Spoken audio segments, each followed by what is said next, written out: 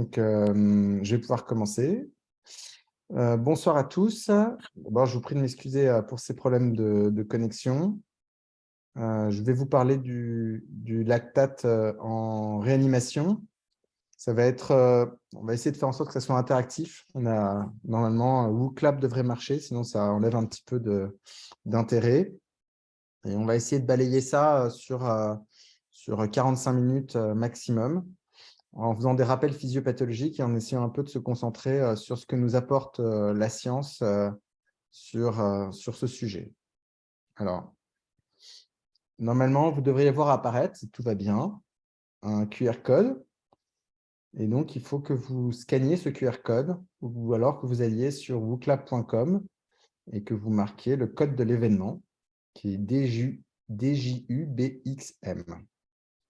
Alors, je vous laisse 30 secondes pour le faire.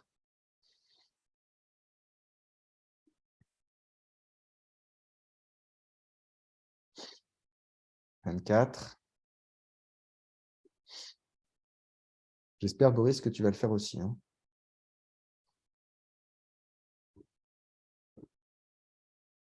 30, 32, encore 10 secondes, 33.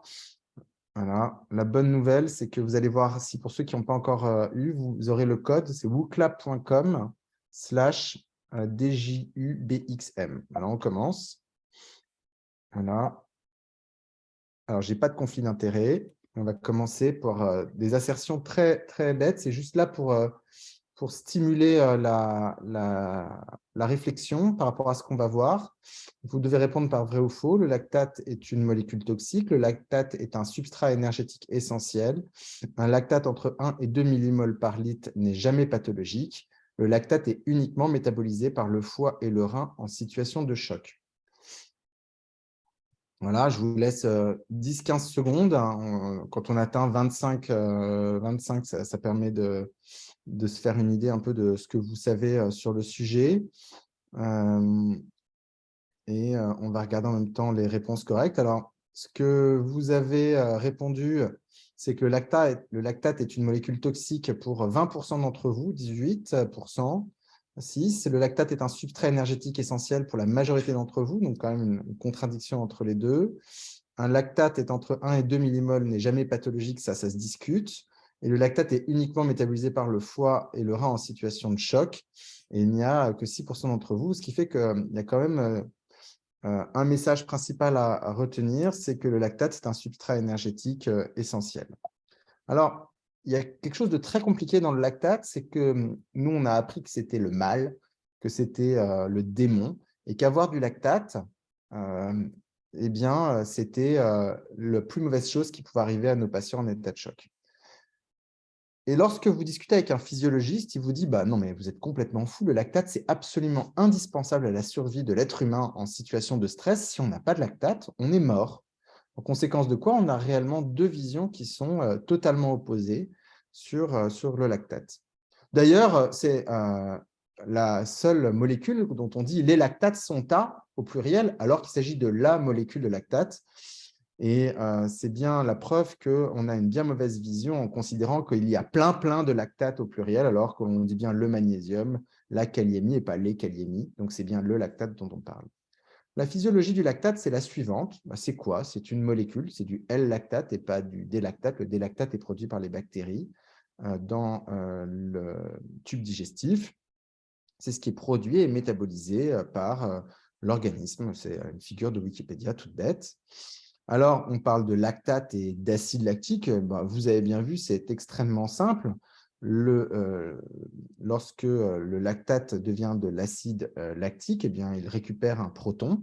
Et inversement, c'est une réaction qui est équilibrée avec un pKa, c'est un coefficient de dissociation qui est 3,9, ce qui veut bien dire qu'il n'est pas complètement dissocié. Et cela aura une très, très grande importance lorsque l'on parle de lactatémie ou d'acide lactique ou d'acidose lactique. On en parle un petit peu plus loin, mais retenez qu'il y a un coefficient de dissociation et que par conséquent, il n'est pas complètement dissocié normalement dans l'eau. Alors, la lactatémie, c'est quoi? Comment est-ce qu'on doit l'interpréter? On ne doit pas l'interpréter comme une valeur isolée, mais comme une balance entre la production et sa consommation, où on devrait plutôt dire le métabolisme. Mais consommation n'est pas complètement stupide, comme on va le voir par la suite. C'est pour ça que je vais vous poser quelques petites questions très simples. C'est dans quel organe le lactate est-il majoritairement produit? Donc, vous avez le muscle, le cerveau, la peau, le tube digestif et le globule rouge. Et combien ça représente en somme par jour? Deuxième petite question. Alors, dans quel organe le lactate est-il majoritairement produit? Le muscle, le cerveau, la peau, le tube digestif et les globules rouges.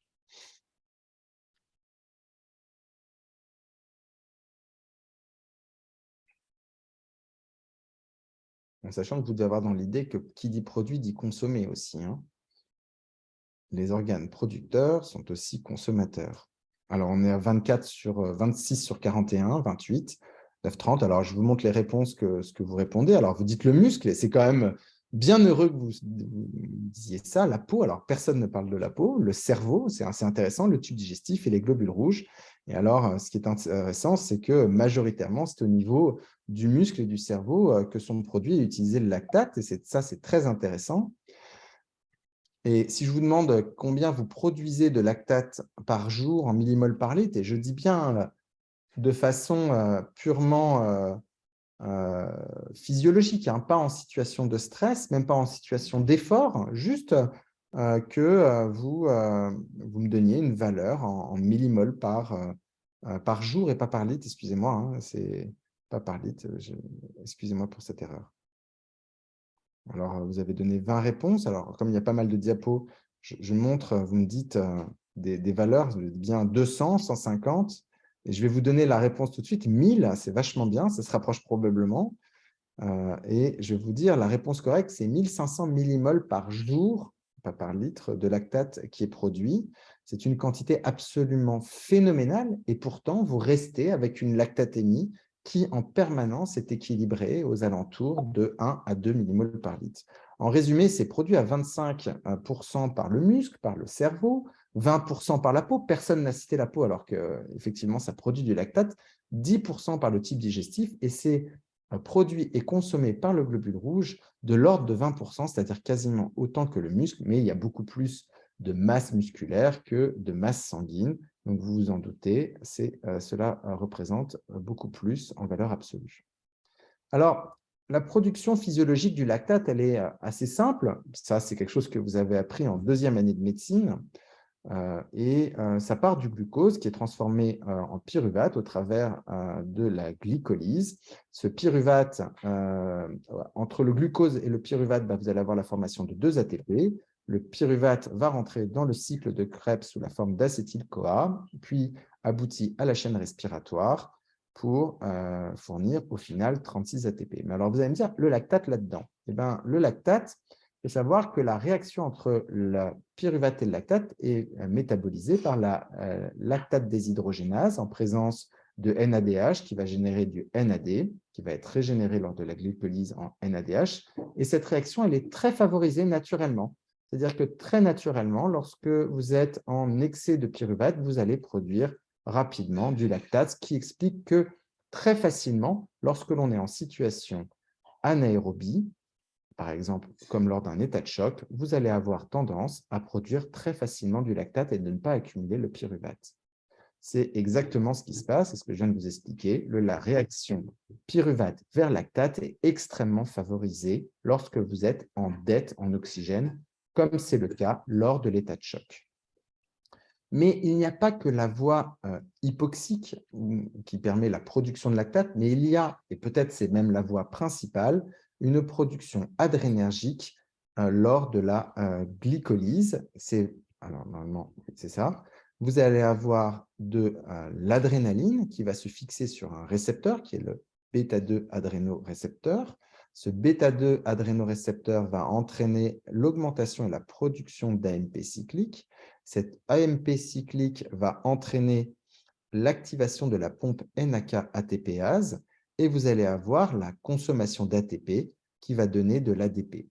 L'AMP cyclique, en même temps, va stimuler la glycolyse et l'augmentation d'une enzyme qui s'appelle la phosphofructokinase. Et tout ça aboutit, comme tout à l'heure, à la production de pyruvate. Comme je vous l'ai dit, la production de pyruvate elle se fait très facilement vers le lactate et donc vous avez production de lactate. Ce qui fait qu'en présence d'adrénaline, mais d'ailleurs de tout bêta-2 mimétique, hein, qui n'a pas vu des patients arriver sous perfusion de bêta-2 mimétique ou voire avoir plein d'aérosols pour un asthme aigu grave de salbutamol et être très étonné d'avoir un patient qui va être hypokaliémique et hyperlactacidémique, tout simplement parce qu'il a activé sa NAK-ATPase via la stimulation bêta-2 adrénergique. Et ceci est totalement indépendant de la situation d'oxygénation du patient, c'est-à-dire qu'il n'y a pas à ce moment-là de dette en oxygène. C'est une adaptation physiologique au stress cellulaire et qui va être totalement adaptée. Alors, qu'est-ce que l'on doit retenir de la production du lactate? Le lactate a une production qui est ubiquitaire, qui va se faire en situation hypoxique, mais pas seulement, aussi non hypoxique. Et dans ce cas-là, elle est principalement adrénergique. C'est ce que l'on voit lorsque l'on a un patient sous adrénaline ou sous un autre bêta-2 mimétique, comme le salbutamol. Alors, quel est le devenir du lactate produit? Bah oui, vous produisez du lactate, qu'est-ce qu'il devient? Eh bien, il a deux voies. Il peut être principalement oxydé directement dans la cellule, c'est-à-dire que le lactate va repasser dans la mitochondrie par une navette, on s'en fiche du nom, et ce lactate va être de nouveau retransformé en pyruvate, puis en acétyl-CoA pour intégrer le cycle de Krebs et donc fournir derrière de l'énergie.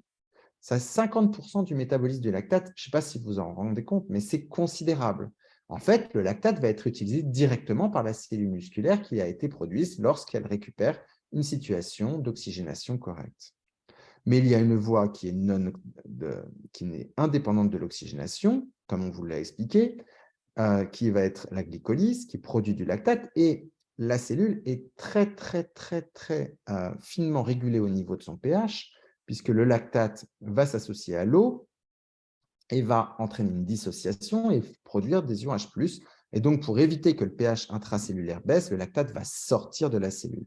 Qu'est-ce qui devient ce lactate? Il va soit aller dans d'autres cellules pour être métabolisé, c'est la navette intercellulaire, soit rejoindre le foie, c'est le cycle de Cori. Et cela représente 50% du métabolisme du lactate. Retenez bien qu'il y a réellement une partition dans la cellule, une partie qui va être anaérobie, une partie qui peut aussi être adrénergique, et une partie qui est aérobie, et l'ensemble de tout ça participe au métabolisme du lactate. Je vous rappelle ce que c'est que le cycle de Cori, pour ceux qui ne s'en souviennent pas. C'est ce qui revient en fait à la néoglucogénèse. Le lactate produit au niveau du muscle va rejoindre le foie et sous un gros coût énergétique, ça coûte très cher, va reproduire du glucose et ce glucose va retourner dans le muscle pour être consommé. Ça représente quand même 60% au niveau du foie de cette néoglucogénèse, mais souvent on néglige le rein. Et le rein participe très grandement à hauteur de 30% et c'est un métaboliseur très important du lactate. Alors, où le lactate est-il directement utilisé? C'est-à-dire où est-ce qu'il va être utilisé? C'est-à-dire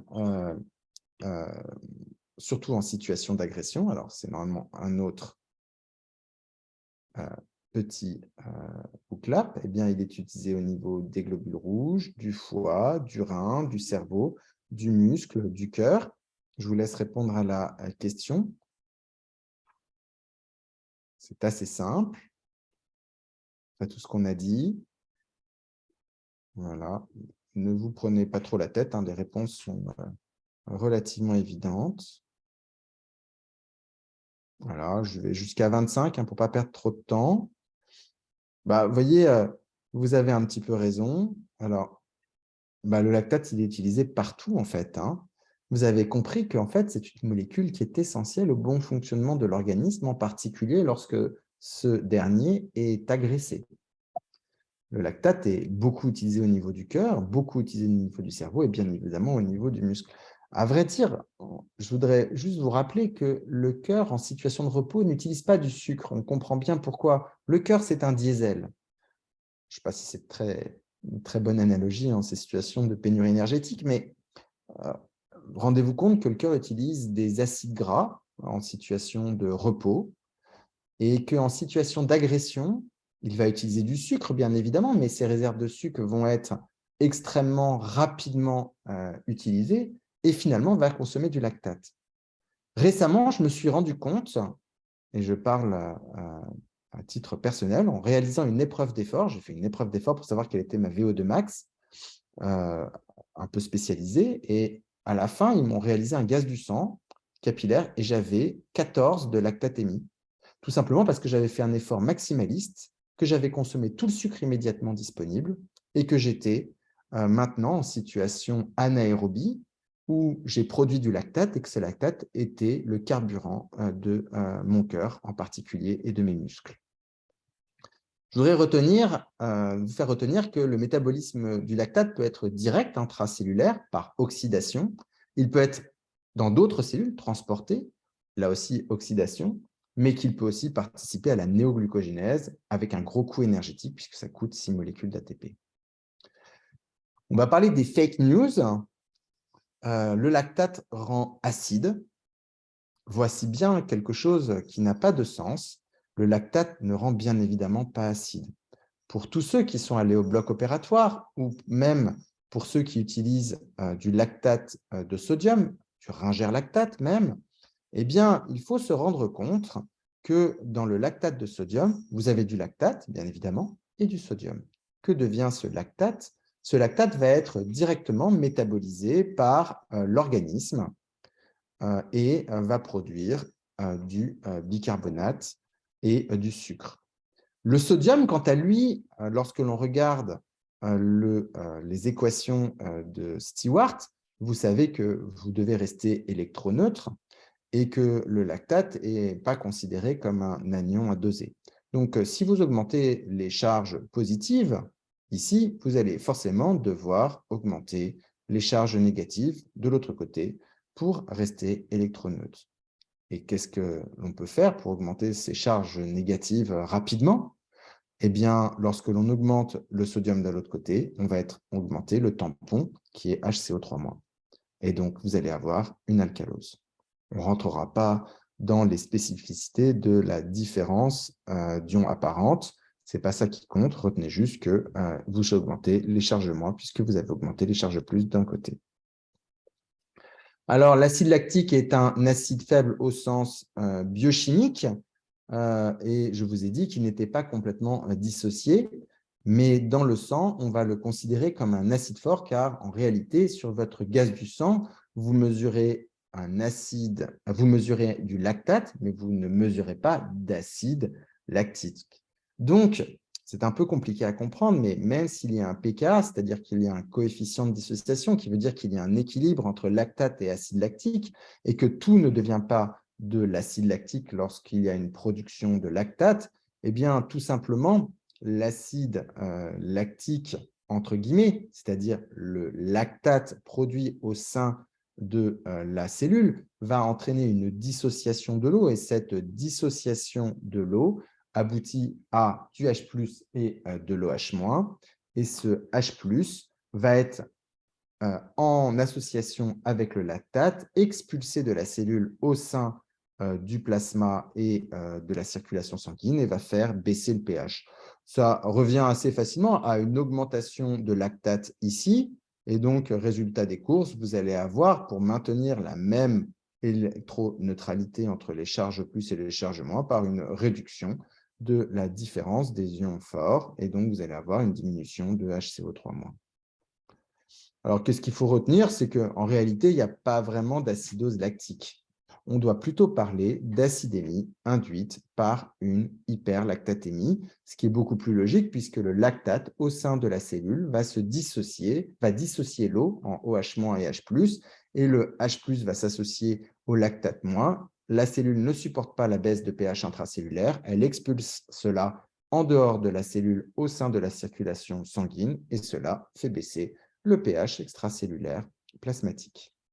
Alors, des questions très simples pour rappeler et pour stimuler votre mémoire. À propos du lactate, quelles sont les propositions exactes? Le lactate est un acide faible, le lactate est un acide fort dans l'eau, le lactate est totalement dissocié dans le sang, le lactate de sodium fait diminuer le pH, l'acidémie induite par l'hyperlactatémie fait diminuer le pH.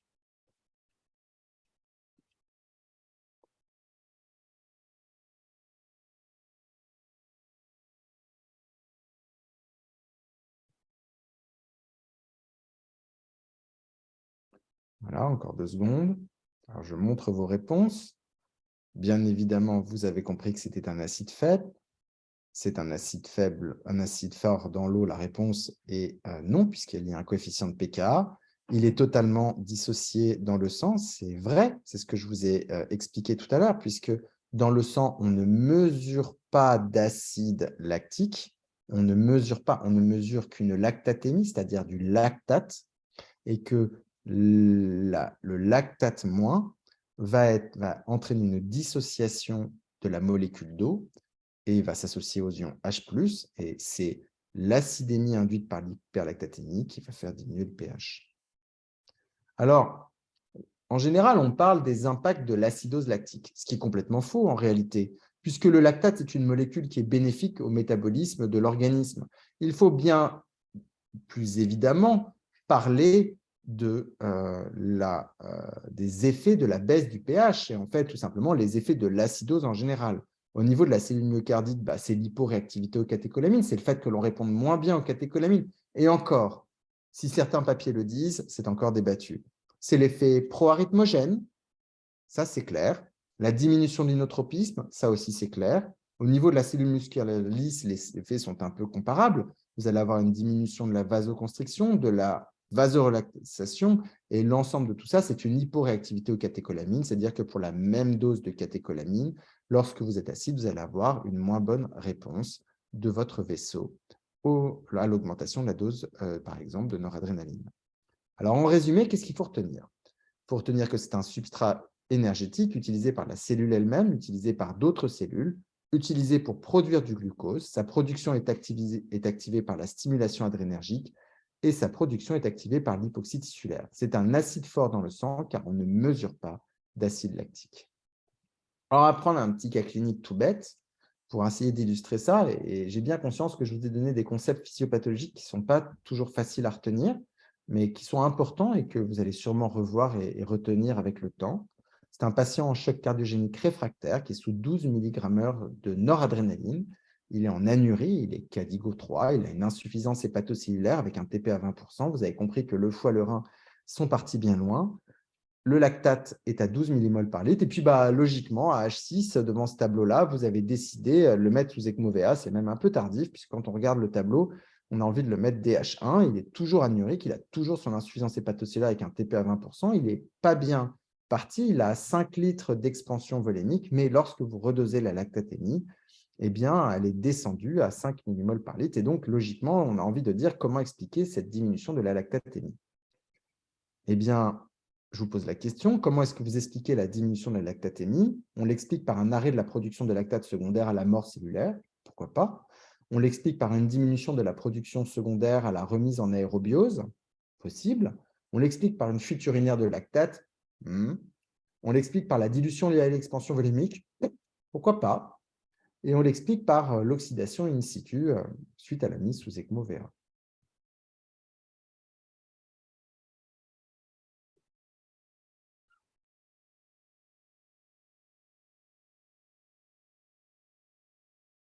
Alors, je vais afficher les réponses. On l'explique par une diminution de la production secondaire à la remise en aérobiose. Moi, je trouve ça assez logique. On l'explique par la dilution, why not? On l'explique par l'oxydation in situ. La fuite urinaire, je vous ai dit que ça paraissait peu probable. Mais quand même, on va se dire que vous arrêtez de produire du lactate, probablement parce que vous avez remis de l'oxygène, que vous avez remis de la circulation et que par conséquent, votre cycle de Krebs va se remettre à fonctionner. C'est solide le muscle, hein, contrairement à ce qu'on pourrait croire. Ça supporte très très bien l'hypoxie. Et puis forcément, lorsque vous avez fait ça, qu'est-ce qui s'est passé? Vous avez reconsommé votre lactate. Et où est-ce que vous l'avez reconsommé? Eh bien, vous l'avez probablement reconsommé au niveau de votre muscle lui-même, qui est, je vous rappelle, en masse totale extrêmement important dans l'organisme. Donc, c'est une problématique complexe, vous avez compris, la lactatémie entre la production et le métabolisme. Pour expliquer la diminution de votre lactatémie, est-ce qu'il s'agit d'une diminution de production et d'une augmentation de métabolisme qui a entraîné une baisse par déséquilibre de cette balance? Est-ce que vous avez juste une diminution de production et finalement le métabolisme n'a pas bougé parce que vous êtes quand même toujours en état de choc, vous êtes resté très longtemps en situation d'hypoxie tissulaire? Ou est-ce que c'est qu'une augmentation de métabolisme et peut-être qu'à la phase initiale, malgré la remise en aérobiose, malgré le fait qu'il y a un débit circulatoire de sang oxygéné, eh bien, la production a continué à être relativement importante. En réalité, si vous me demandez objectivement chez un patient à un moment T où est-ce qu'il en est de sa balance entre la production et le métabolisme, je serais bien malin de vous dire où est-ce qu'il en est. J'en ai strictement aucune idée avec les outils qu'on utilise au lit du malade. C'est pour ça qu'on va étudier un peu plus précisément quelle est la valeur du lactate et comment le considérer comme un marqueur d'hypoxie tissulaire associé à la gravité clinique. Et c'est un premier travail que je vous présente, qui est la deuxième partie de cette présentation, c'est quelle est la valeur pronostique d'une hyperlactatémie initiale. C'est un super papier qui date de 2009, qui a été publié dans Critical Care Med. C'est une grosse étude déjà rétrospective de 830 malades. Et on comprend que ça ait fait un bon journal comme ça pour des patients admis en sepsis sévère avec un lactate à l'admission. Et ils ont juste regardé la mortalité à 28 jours.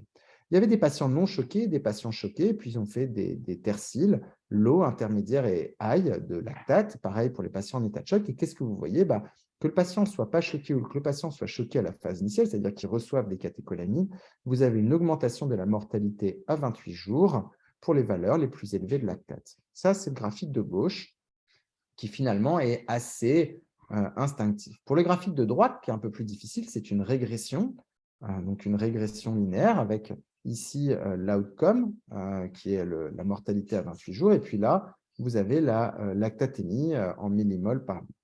Eh bien, lorsqu'ils ont réalisé ça, eh bien, vous pouvez voir que pour des intervalles de lactatémie qui vont de 0 à 14, parce que vous avez vu, il n'y a pas beaucoup de malades au-delà de 14 avec un intervalle de confiance qui est très élargi, et au-delà de 10, pareil, vous n'avez pas beaucoup de patients, on observe quand même qu'il y a une augmentation de la mortalité jusqu'à près de 60%, qui est quasiment une droite en rapport avec l'augmentation de la lactatémie, et c'est relativement similaire que le patient soit en état de choc ou pas en état de choc.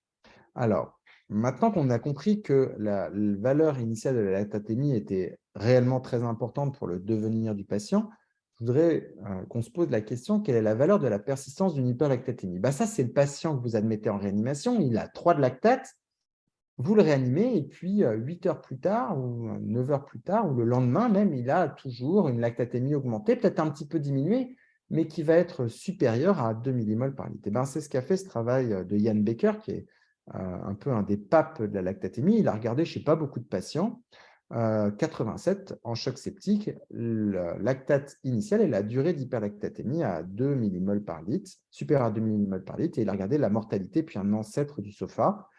Et qu'est-ce que l'on voit? Cette durée d'hyperlactatémie supérieure à 2 en heure, elle est beaucoup plus faible chez les survivants que chez les non-survivants. Alors, et on peut regarder sur le graphique de gauche que plus le lag time, la durée d'hyperlactatémie est importante, plus le nombre de défaillances d'organes est important. Donc, on en conclut que la persistance de l'hyperlactatémie, elle est associée à la défaillance d'organes et puis au décès. Alors là, tout de suite, vous allez me parler de la clairance du lactate, puisque vous avez tous appris ça depuis le début de votre stage. Qu'est-ce que c'est que la clairance du lactate? C'est le lactate à la présentation, moins le lactate quelques heures plus tard, divisé par le lactate à la présentation. Alors, c'est une étude, elle est presque caricaturale. C'est une étude publiée en 2004, c'est quasiment une preuve de concept. C'est Nguyen, donc c'est l'équipe de Rivers, si je me rappelle bien. C'est une étude monocentrique, observationnelle. Il y a une centaine de patients en sepsis sévère ou en choc septique, et puis ils ont regardé la clairance à 6 heures et ils l'ont associée à la mortalité à 60 jours. Ils ont pris un cut-off qui est complètement arbitraire, qui est de 10%, et regardez juste les patients qui ont une mortalité, pardon, les patients qui ont une clairance du lactate de plus de 10% en vert ont une bien meilleure survie à 28 jours que les patients qui ont une clairance du lactate à moins de 10%. Et lorsqu'ils ont fait une analyse multivariée, ils ont montré que parmi toutes les variables qu'ils ont incluses dans leur modèle, la clairance de la lactatémie était bien meilleure lorsque la valeur, que la clairance de la lactatémie était associée en analyse multivariée avec le pronostic. Donc, la clairance du lactate, elle est associée au pronostic vital. Après, il faudrait quand même se rendre compte que ce n'est pas forcément très cohérent parce que imaginez 10% du lactate, vous avez 10 de lactate à la phase initiale et 6 heures après, on vous dit que vous avez 9 de lactate, 8,5 de lactate. Vous vous trouvez dans le groupe qui va avoir une meilleure probabilité de survie et vous dites, en 6 heures, je suis passé de 10 à 8,5 de lactate et franchement, ça ne fait pas grand-chose. Donc, le cutoff, il ne repose pas sur grand-chose. Et puis, le moment de mesure à H6, ça ne repose pas non plus sur grand-chose. Alors, tout ça pour dire que la clairance du lactate, effectivement, ça fonctionne, mais à quel moment, avec quelle valeur, c'est loin d'être évident. D'ailleurs, il y a des papiers qui ont été faits derrière, dans des grandes revues comme le Blood Journal. Et dans ces papiers sur le Blood Journal, je vous montre celui-là. C'est une étude multicentrique, un groupe contrôle sans mesure du lactate versus un objectif de clairance de 20% du lactate en 2 heures. Alors, vous avez, on est à 10% en 6 heures, on est à 20% en 2 heures. Ils ont regardé la mortalité hospitalière, puis la quantité de fluide et de vasopresseurs administrés. Déjà, ce qui est intéressant, c'est que vous ayez la lactatémie ici ou que vous soyez dans le groupe contrôle qui n'avait pas la lactatémie, les différences entre les groupes de lactate, parce qu'en fait, dans le groupe contrôle, ils ont quand même mesuré la lactatémie, mais le clinicien n'en avait pas la connaissance, il n'y a aucune différence. Ça, c'est la première chose. Deuxièmement, dans le groupe où on avait la lactatémie, vous pouvez regarder, il y avait beaucoup plus de fluide qui était administré entre 0 et 8 heures, 2000 versus 2,7 litres, 2700 millilitres, avec une p-value qui était significative. Mais sur les 3 jours, finalement, c'est quasiment le groupe contrôle qui reçoit le plus de fluide. Donc, ils reçoivent plus de fluide initialement, mais finalement, un peu moins de fluide par la suite. Ça semble assez logique et plutôt bénéfique. Puis par contre, lorsque l'on regarde la courbe de survie, vous avez une survie du groupe contrôle par rapport au groupe qui avait comme objectif une clairance du lactate à 20%, pas de différence significative avec un petit p qui est à 0,076. OK, le résultat est neutre. Après, c'est 177 malades et 171 malades. Et puis, quand on regarde, moi, si vous me demandez, je préfère me balader du côté de la courbe verte que de la courbe jaune. Mais néanmoins, le résultat est neutre. Par contre, ce qu'on avait noté dans ce papier, c'est que malgré pas de différence sur la lactatémie, les patients recevaient moins d'inotropes dans le groupe avec clairance du lactate comme objectif et ils avaient une ventilation mécanique plus courte. À noter que dans ce pays qui était les Pays-Bas, si je me rappelle bien, ils avaient une petite chose un peu particulière que nous, on ne fait pas dans nos contrées, c'est que les patients en choc septique qui étaient marbrés, ils recevaient des vasodilatateurs, c'est-à-dire du Risordan, du Lénitral, ce que vous avez, maintenant c'est du Risordan, pour dire que cela a amélioré la microcirculation. C'est quelque chose que l'on ne fait pas nous. Alors, est-ce que c'est transposable, pas transposable? C'est resté un grand débat, puisque derrière, il n'y a pas eu d'études spécifiquement étudiant les vasodilatateurs. Un deuxième papier, c'est qu'ils ont regardé la clairance du lactate par rapport à la normalisation de la SCVO2. C'est-à-dire que là, on n'était pas par rapport à un groupe placebo, mais on était par rapport à la SCVO2. Alors, la SCVO2, je vous rappelle, c'est un marqueur essentiellement de débit cardiaque, tandis que la clairance du lactate, ou le lactate, c'est un marqueur qui est tissulaire d'hypoxie. C'est une étude avec 300 patients multicentriques, des malades en choc septique ou en sepsis sévère. Ils avaient comme objectif la normalisation de la SCVO2 ou une clairance du lactate supérieure à 10% sur 6 heures avec un objectif de diminution de la mortalité hospitalière de 10%. Et donc, qu'est-ce que vous pouvez voir sans rentrer dans les détails? Il n'y avait aucune différence, que ce soit en per protocole ou en intention de traiter, sur la mortalité intra-hospitalière. Et il n'y avait pas de différence entre le groupe clairance du lactate et le groupe SCVO2 sur la quantité de fluide administré, ni sur la quantité de vasopresseurs administrés. C'est donc une étude qui était totalement neutre. Bon, il n'empêche que lorsque l'on regarde cette étude, on peut, cette méta-analyse qui plotte en fait les résultats sur la mortalité en réanimation de l'utilisation du lactate comme marqueur pronostic, que c'est tout de même un bon marqueur pronostic avec une grosse hétérogénéité entre les études, ce qui fait que les populations ne sont probablement pas toutes comparables. On ne peut pas comparer un sepsis sévère à un choc septique et on ne peut pas comparer n'importe quel choc septique. Ceux des études ont très souvent une mortalité, des études randomisées ont très souvent une mortalité qui est inférieure à celle des cohortes. Ce n'est pas forcément les malades de la vraie vie que l'on a tous les jours. Le malade de 85 ans, il n'est pas toujours inclus dans les études de randomiser sur le choc septique. Alors, est-ce qu'on peut faire mieux que le lactate? C'est une vraie bonne question, ça. Est-ce qu'on peut faire mieux que le lactate?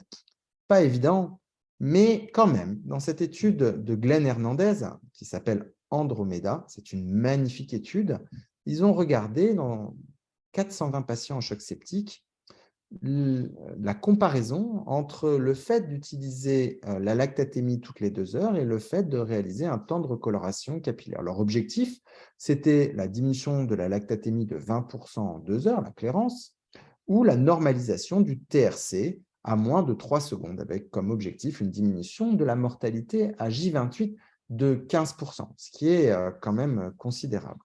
Alors, lorsque l'on regarde la mortalité cumulée, donc c'est l'inverse de la courbe de survie, eh bien, vous observez qu'il y a une mortalité cumulée qui semble un peu plus élevée dans le groupe lactate que dans le groupe TRC, avec un petit p qui est à 0,06. Lorsque l'on regarde l'intervalle de confiance, qui est en fait le reflet de la vraie population, CF au cours de LCA de l'internat, eh bien, vous voyez que l'intervalle de confiance va de 0,55 à 1,02, donc il frôle le 1 et on n'est pas très loin, à mon avis, d'être significatif. Ce qu'on sait, en tout cas, c'est que le TRC fait aussi bien que le suivi du lactate pour le pronostic vital, voire peut-être même un peu mieux. J'ai quand même plus envie de me retrouver dans le groupe TRC que dans le groupe lactate, et cela semble assez logique. Parce que finalement, le TRC, ça repose sur quoi? Juste appuyer sur le genou pendant 10 secondes et regarder en combien de temps ça se normalise. Vous pouvez le faire 1 fois, 2 fois, 3 fois, 4 fois, 50 fois si vous le voulez. Alors que le lactate, mine de rien, il va falloir le prélever, il va falloir le techniquer, il y a le temps de rendu du résultat. Tout le monde n'a pas un laboratoire déporté des gaz du sang. Et puis surtout, il y a une inertie de la lactatémie. Le métabolisme du lactate va prendre un peu de temps. Donc, vous allez avoir une observation beaucoup plus rapide des effets de vos thérapeutiques avec le TRC qu'avec la mesure de la lactatémie. Bon, tout ça pour dire que ce n'est pas parce que vous faites une lactatémie qu'il ne faut pas examiner vos malades, puisque l'examen clinique peut être, à mon avis, aussi efficace que la mesure de la lactatémie. En tout cas, c'est ce que la science dit. Alors, ce que je vous dis là, en plus, c'est que dans cette étude Andromeda, eh bien, lorsqu'ils ont mesuré le score SOFA à 72 heures, eh bien, ils avaient ils avaient une valeur beaucoup plus basse dans le groupe TRC par rapport au groupe lactate, et c'était significatif. Ils avaient reçu beaucoup moins de fluide dans le groupe TRC que dans le groupe lactate. Or, vous savez qu'au-delà de 72 heures, l'excès, la surcharge hydrosodée, eh bien, elle est délétère sur la mortalité. Et donc, peut-être que le suivi a été beaucoup plus efficace avec le TRC qu'avec la lactatémie, tout simplement par l'instantanéité de la mesure. Alors, on va se poser encore une autre question qui est super intéressante, c'est un choc septique sans lactate est-il forcément non sévère? C'est vrai, quoi. Quand vous me dites le malade est en état de choc, mais il a fait 1,5 de lactate, j'ai envie de vous dire, franchement, bah, ce n'est pas possible, ce n'est pas un état de choc, il n'a pas d'hypoxie tissulaire. Bah, ce n'est pas aussi simple que ça. Ce n'est pas aussi simple que ça. Par exemple, il y a des molécules qui ont tendance à empêcher la production de lactate. Je vous donne un exemple, les bêta-bloquants non cardiosélectifs, tout simplement parce qu'ils vont bloquer les bêta-2 adrénorécepteurs et que dans votre état de choc, même si vous avez une hypoxie tissulaire qui est modérée, vous avez aussi une stimulation adrénergique. Et cette stimulation adrénergique, si vous bloquez les récepteurs, bah forcément, vous allez produire moins de lactate. C'est d'ailleurs pour ça que les intoxications médicamenteuses volontaires aux bêta-bloquants, lorsqu'elles sont extrêmement sévères, vous avez parfois une lactatémie qui est dissociée de l'état clinique et faussement rassurante. En tout cas, dans cette étude où il y avait 1043 patients, ils ont regardé des patients en choc septique avec une lactatémie à plus de 2, une lactatémie moins de 2. Ils ont regardé la mortalité à 28 jours et les facteurs pronostiques. Eh bien, la lactatémie ne ressort pas comme étant un facteur pronostic et ils disent que le facteur pronostic qui ressort dans cette étude, eh bien, c'est tout simplement le score de gravité à l'admission qui prend en compte les antécédents et tout ce qui se passe avant. Donc, dire qu'il n'y a pas de lactate n'est pas égal à « ce n'est pas grave ». Donc, voilà. Concernant la valeur clinique du lactate, quelles sont les réponses exactes? Un lactate plasmatique bas est toujours associé à un bon pronostic dans l'état de choc. Bon, on vient d'en parler, alors je pense que tout le monde va répondre. L'hyperlactatémie est synonyme d'état de choc. L'hyperlactatémie persistante dans le temps est un marqueur de gravité. La clairance du lactate est un marqueur pronostic supérieur à l'observation clinique. Une hyperlactatémie est un marqueur de mauvais pronostic. Ce n'est pas bien difficile, c'est juste pour stimuler la mémoire. Vous avez bien compris que là, l'objectif, c'est que vous reteniez des messages simples et puis aussi, ça vous oblige à être attentif. Alors, je vais regarder ce que vous avez répondu. Bon. Vous avez bien compris que l'hyperlactatémie persistante dans le temps est un marqueur de gravité et que c'est une hyperlactatémie qui est un marqueur de mauvais pronostic. J'aimerais vous donner une vision un peu différente de le lactate, c'est mal, et je pense que vous avez compris par la physiopathologie et aussi par les différents papiers que je vous ai présentés, mais le lactate, c'est aussi un marqueur d'adaptation métabolique. Et c'est la dernière partie de ce topo.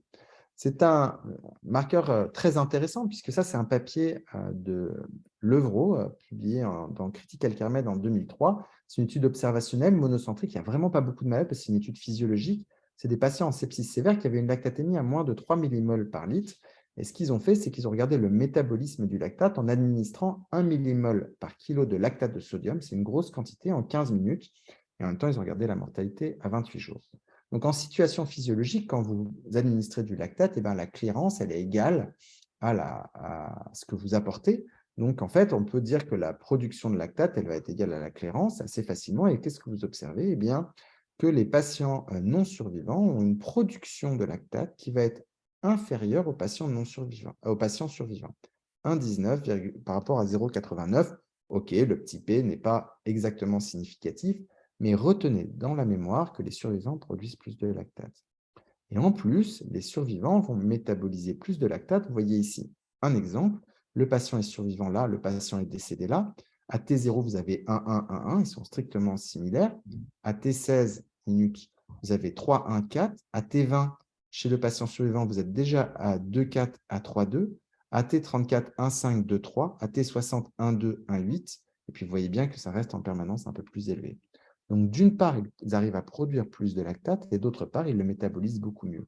Ce qui paraît en fait parfaitement logique, puisqu'il faut du lactate pour pouvoir survivre en situation d'agression, vous l'avez compris, mais d'ailleurs juste en faisant du sport, comme je vous l'ai aussi expliqué, et il faut être capable de le métaboliser. Donc, cette étude est extrêmement logique et confirme que le lactate est un marqueur important à la fois sur le plan métabolique, de production et de consommation. Je vous ai dit que durant l'état de choc, la production n'était pas qu'hypoxique. Ça, c'est un papier de mon patron en 2005, publié dans le Lancet, où ils ont regardé sur uniquement 14 patients en choc septique, c'était la belle époque, en microdialyse, mais c'est quand même compliqué, la mesure du lactate musculaire en présence ou non d'inhibiteurs. Alors, c'est très simple à regarder, ne vous inquiétez pas. Ici, c'est le lactate au sein du muscle, en vert, en rouge, le lactate dans le sang. Et puis, ils ont me donné un inhibiteur de la NAK-ATPase, c'est la ouabaïne.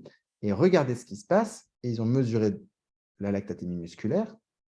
Et lorsque l'on met la ouabaïne, eh bien, le lactate au sein du muscle passe du vert au bleu et rejoint la lactatémie sanguine.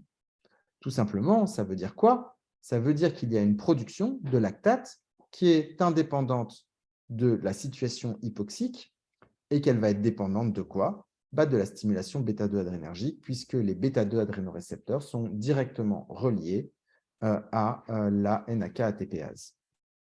Alors, dans les suites de ce papier, toujours de la même équipe, ils ont regardé comment s'interpréter l'augmentation initiale de lactate, c'est-à-dire la phase toute initiale, à cette phase-là, chez des patients en état de choc traités par adrénaline, ce que l'on ne fait plus aujourd'hui. Ils ont regardé le delta de lactate en fonction du statut à J28, survivant et non survivant.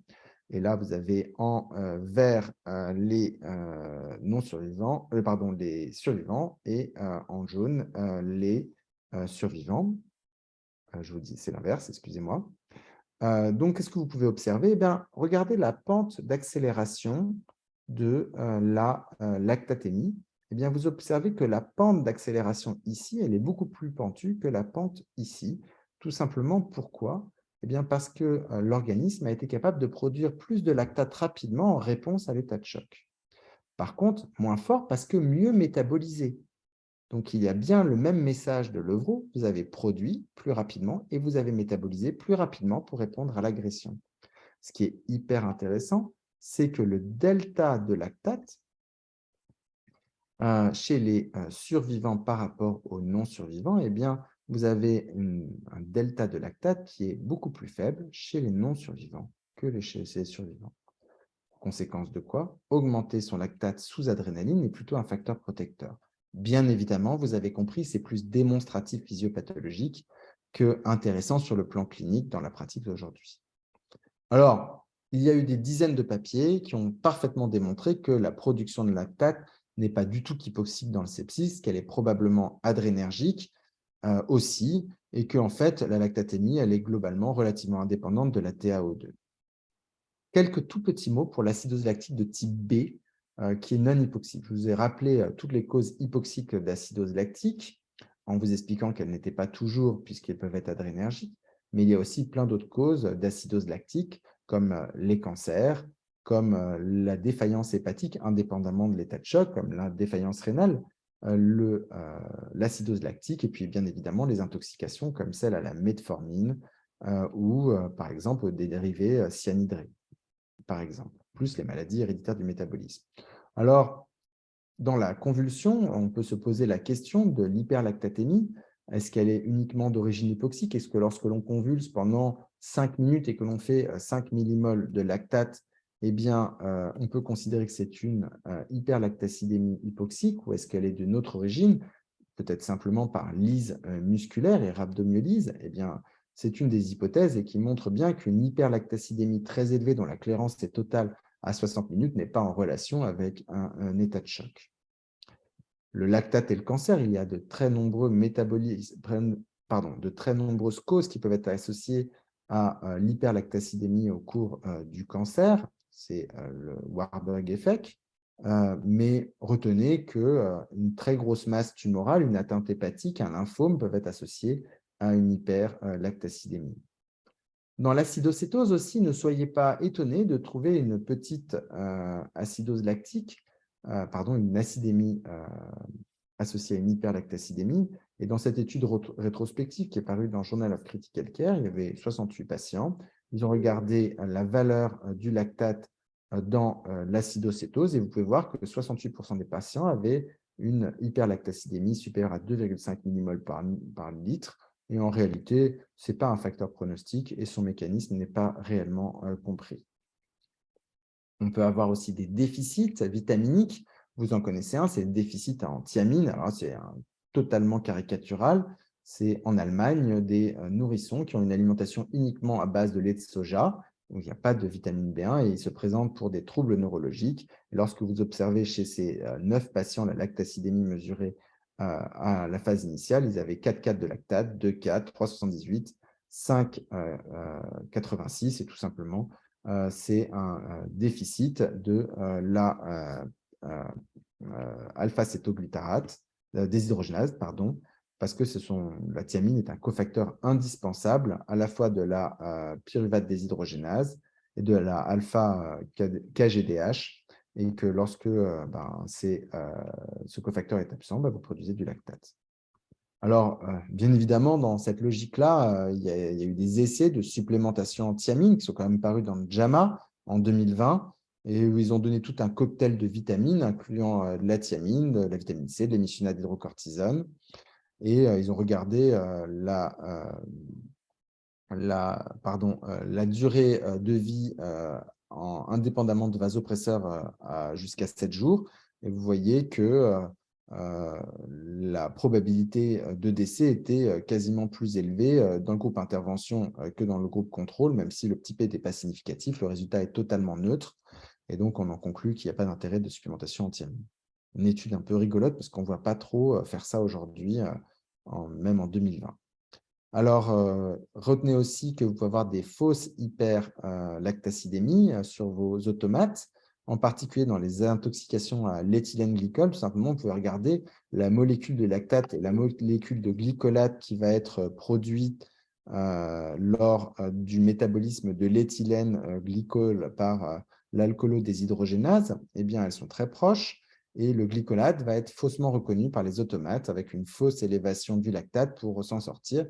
Il faut juste regarder l'osmolarité mesurée par rapport à l'osmolarité calculée. L'osmolarité mesurée va être bien supérieure à l'osmolarité calculée, ce qui veut dire qu'il y a des osmoles cachés, et en général, c'est lié au métabolite de l'éthylène-glycol que vous aurez bien du mal à mettre en évidence, puisque tout sera métabolisé au moment où votre patient arrivera en réanimation.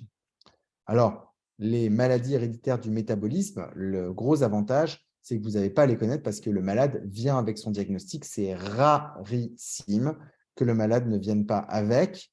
Et donc, généralement, il a la petite carte avec ce qu'il faut faire en cas de décompensation. On a eu à une certaine époque une acidémie isovalérique avec une acidose lactique associée. Et en fait, elle avait arrêté son régime sans protéines animales et a mangé un steak haché, pour être tout à fait clair. Et en plus, elle avait fait une hyperthyroïdie où elle était en catabolisme. Et donc, tout simplement, on l'a mis avec du sucre et du gras parentéral, et cela a permis de résoudre le problème.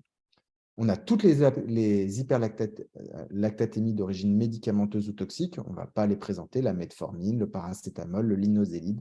Je vous ai dit les bêta-2 agonistes, mais aussi le propofol, avec des mécanismes essentiellement de toxicité mitochondriale. Et tout cela sont des choses auxquelles vous devez penser. Alors, on va faire le dernier QCM. Lactate, production et métabolisme, quelles sont les réponses exactes? Le lactate est le plus souvent un marqueur d'hypoxie tissulaire. Le lactate peut être produit en situation normoxique. Le lactate peut être un reflet de lyse cellulaire. Le lactate peut être le reflet d'une intoxication médicamenteuse. La mesure du lactate peut être faussée dans une intoxication à l'éthylène glycol. Vous avez compris, ce n'est pas bien compliqué. Et l'objectif est encore une fois de stimuler votre mémoire pour que vous appreniez en même temps que vous m'écoutez.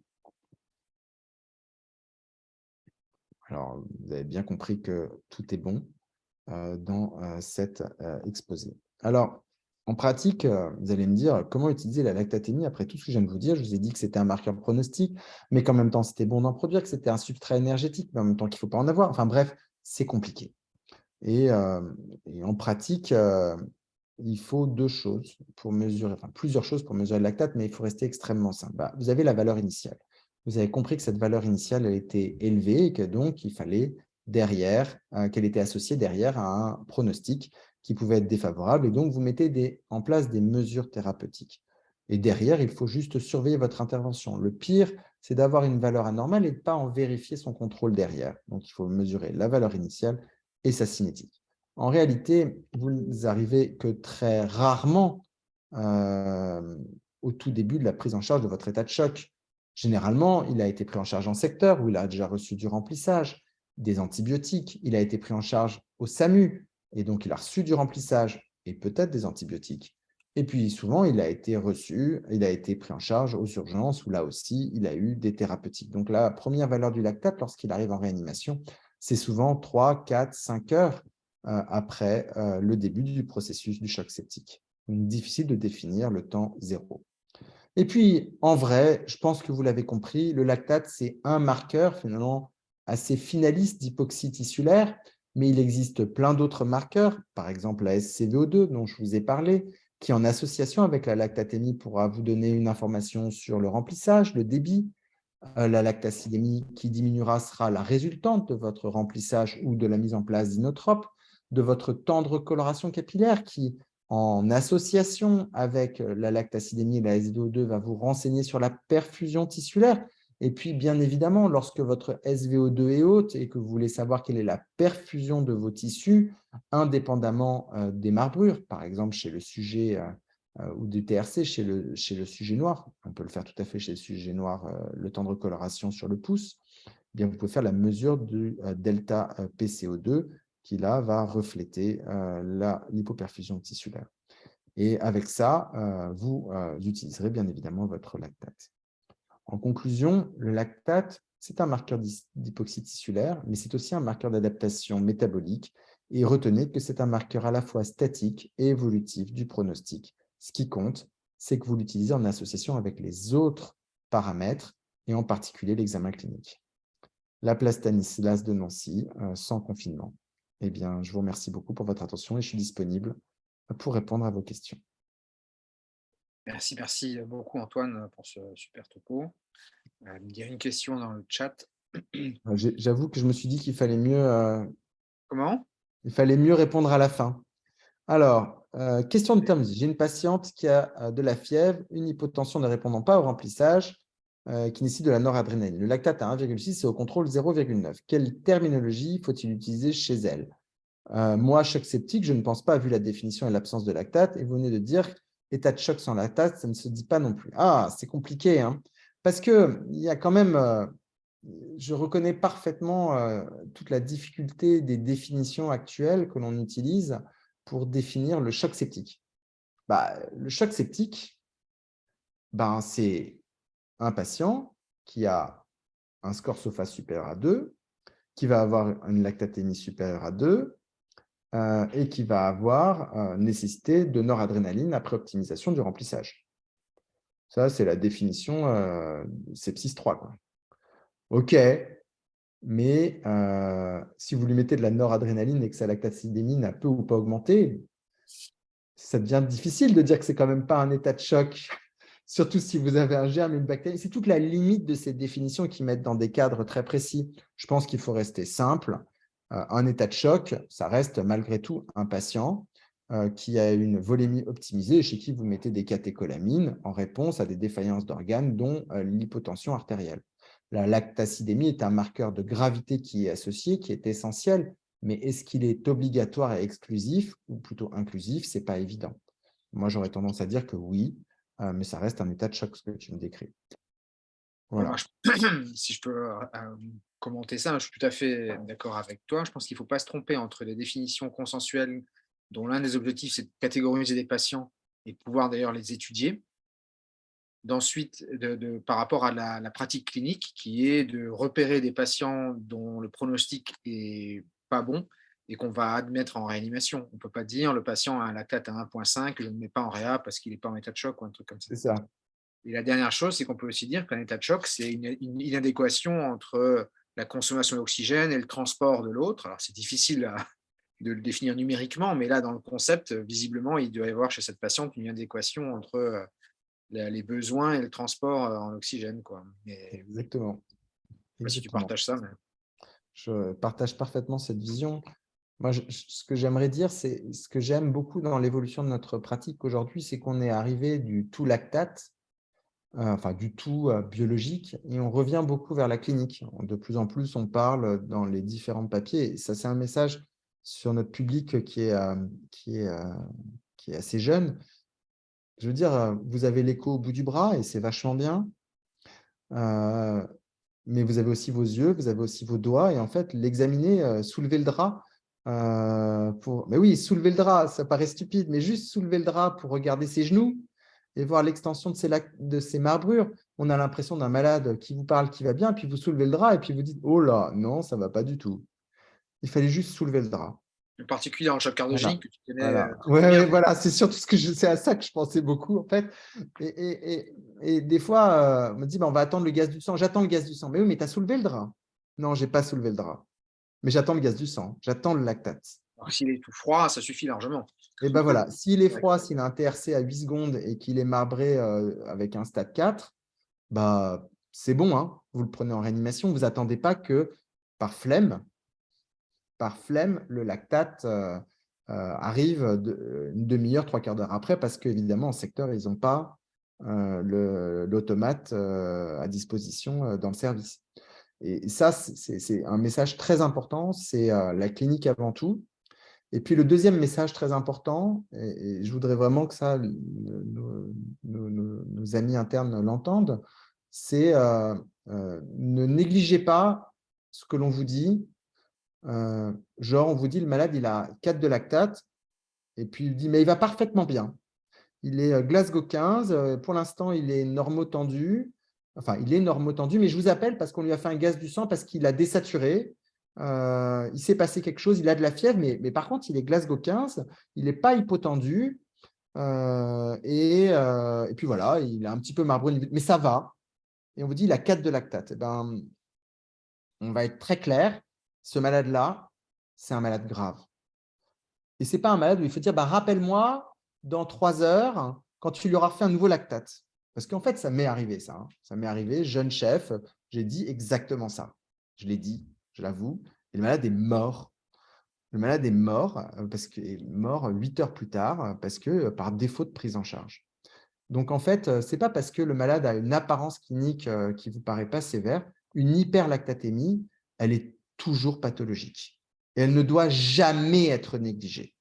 Donc soyez extrêmement prudent lorsque vous recevez un appel au bout du fil, surtout si c'est à l'autre bout de l'hôpital ou comme chez nous à l'hôpital prison, il va falloir prendre sa carte d'identité et c'est relou.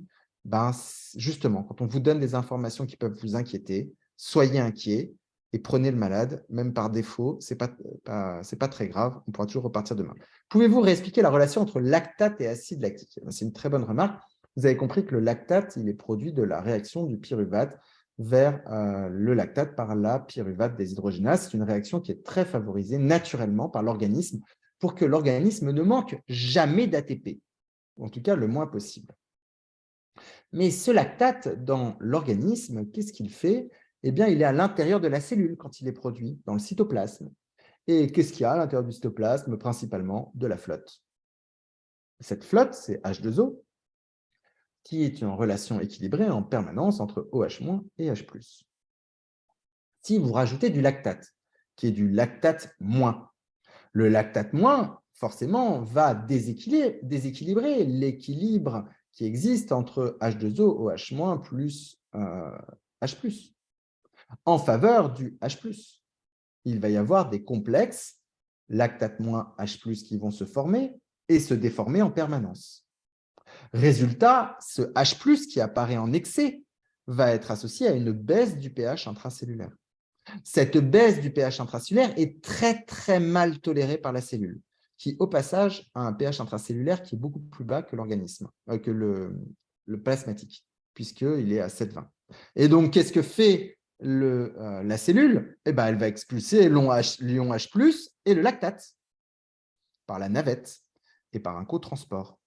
Et ce H+, va se retrouver dans la circulation sanguine, au même titre que ce lactate. Et donc, votre pH plasmatique sanguin va baisser. Conséquence de quoi? Eh bien, vous avez une hyperlactacidémie, une augmentation du lactate dans le sang, et vous avez une acidémie. Et donc, on dit une acidémie secondaire à une hyperlactatémie ou hyperlactacidémie. Et en fait, le terme acidose lactique est un raccourci, parce que c'est quand même super chiant à dire, ce que je viens de dire, pour dire acidémie secondaire à une hyperlactatémie et pas acidose lactique. Donc, il n'y a pas vraiment d'acide lactique puisque ce n'est pas mesurable dans le sang parce qu'on le considère comme un acide fort, même s'il a un pKa parce qu'il est complètement dissocié et qu'on n'est pas capable de le mesurer. Voilà, j'espère que j'ai été clair, Yacine. Merci beaucoup. Je vais juste te poser peut-être deux petites questions que personne n'osera poser parce que c'est des questions simples qu'on entend parfois à la visite. Le patient a un état de choc sévère, il s'est amélioré par la ressuscitation. Et puis, alors que tout semble aller pour le mieux, son lactate reste accroché à 3. Ouais.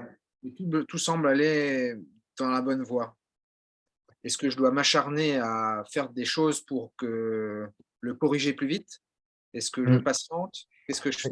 Eh ben, c'est une très bonne question, ce que tu dis là, parce que je pense que tu as dû voir que la plupart des études ont étudié le lactate, la valeur initiale, effectivement la durée du lactate, mais n'ont pas étudié en fait la mesure du lactate à plein de temps. Alors, en particulier dans le choc cardiogénique, ce n'est pas du tout étudié. Dans le choc septique, c'est un peu étudié dans l'étude de Yann Becker que je vous ai présentée. Et il s'avère quand même que ces patients, c'est un papier ancillaire de Hippo-ECMO qui va bientôt paraître, que les patients qui ont un lactate constamment élevé ou qui reste élevé dans le temps, même s'ils ont normalisé leur débit circulatoire, ils sont sous ECMO en l'occurrence, ou ils ont été correctement réanimés, comme tu viens de le dire dans le patient en choc septique, eh bien, ils ont une survie bien moins bonne à 30 jours que les autres. Donc, pour répondre à cette question-là, il faut probablement, je ne sais pas si, en fait, il faut probablement s'acharner, mais si tu me demandais avec quels moyens, eh ben, je serais bien embêté. Parce que là, on ne parle plus de macro-circulation. En gros, nous, on est des petits joueurs dans la médecine, hein.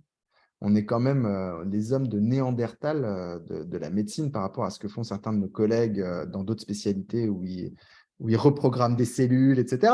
Nous, on sait mettre du débit, du volume, faire contracter un peu le cœur, remplacer par une grosse machine horrible qui met le sang à l'envers de la circulation, mettre des antibiotiques. Mais par contre, tout ce qui se passe au niveau des organes en termes de microcirculation, on est absolument incapable de le corriger, ni même de l'améliorer. En conséquence de quoi, je suis inquiet de ce que tu me dis là, mais si tu me demandais qu'est-ce que je fais, eh ben, je te regarderai et je te sourirai. En D'accord. attendant que quelqu'un réponde à ma place. Et Mais c'est inquiétant. Je toujours dans pense. les petites anecdotes, tu sais, de la visite que les gens n'oseront peut-être pas poser, mais je les pose parce que je suis sûr que tout le monde se les posait et moi, je me la suis posée quand j'étais interne. Le même patient est en épuration extra-rénale et le lactate reste accroché. Est-ce que je vais épurer le lactate en augmentant mon débit de machine de Oh, dialyse? la réponse est formelle. C'est non. C'est toujours un concept. Il y a des gens qui me disent, ouais, je l'ai mis comme il avait une hyperlactatémie. On l'a entendu plein de C'est pour ça fois, que je te hein. pose la question. Voilà, on a Je connais la entendu, on réponse, l'a mais tous entendu. Il a une hyperlactatémie. Et donc, je lui ai mis une émophe pour lui faire baisser le lactate. Mais je l'ai entendu 1000 fois aussi, hein, même encore aujourd'hui. Alors, un, c'est complètement faux. La molécule ne passe pas. Et deux, vous avez vu la quantité qu'on en produit par jour. C'est absolument monstrueux. 1500 millimoles par jour, voire infiniment plus en situation d'agression. Et trois, je pense que c'est ce qu'on appelle un effet de corrélation. Ce que l'on observe, c'est le patient va mieux parce qu'il est sous hémofiltration et l'on en conclut que le lactate baisse et donc le lactate a été épuré par les MOF. Non, c'est juste que probablement vous avez administré des quantités phénoménales de bicarbonate par votre machine, que certains ont montré que le bicarbonate était une bonne idée à la phase initiale de l'état de choc, quelle que soit la façon dont on l'administre, et que probablement la rééquilibration du pH peut améliorer la vasoréactivité. Ça, c'est assez bien prouvé, et on l'a prouvé au laboratoire et en clinique des centaines de fois, et qu'il peut y avoir une amélioration des dysfonctions d'organes. C'est un peu un des résultats de Bicar ICU indirectement, hein. On leur administre du bicarbonate et ils vont moins bien, ils ont moins d'insuffisance rénale, ils vont mieux et ils ont moins d'insuffisance rénale. Bah, on se demanderait bien pourquoi en fait. Bah, probablement parce que l'acidose est délétère. Mais de là à dire qu'on a épuré le lactate par l'hémofiltration, la réponse est formelle, c'est niet. bon, écoute, merci beaucoup. Je crois qu'on va s'arrêter là. Là, je je te remercie à nouveau et je C'était remercie un tout le monde. plaisir. Je m'excuse encore des 5 minutes de panique de connexion. Pas de problème. Mais je ferai mieux la prochaine fois. À bientôt. Allez, Bonne à soirée. bientôt. Merci encore.